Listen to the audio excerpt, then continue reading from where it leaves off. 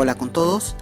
Este domingo 19 de mayo a la 1 de la tarde se va a llevar a cabo el partido entre Asociación Deportiva Tarma y Comerciantes Unidos, correspondiente a la fecha 16 del torneo Apertura de la Liga 1 de Apuesto 2024.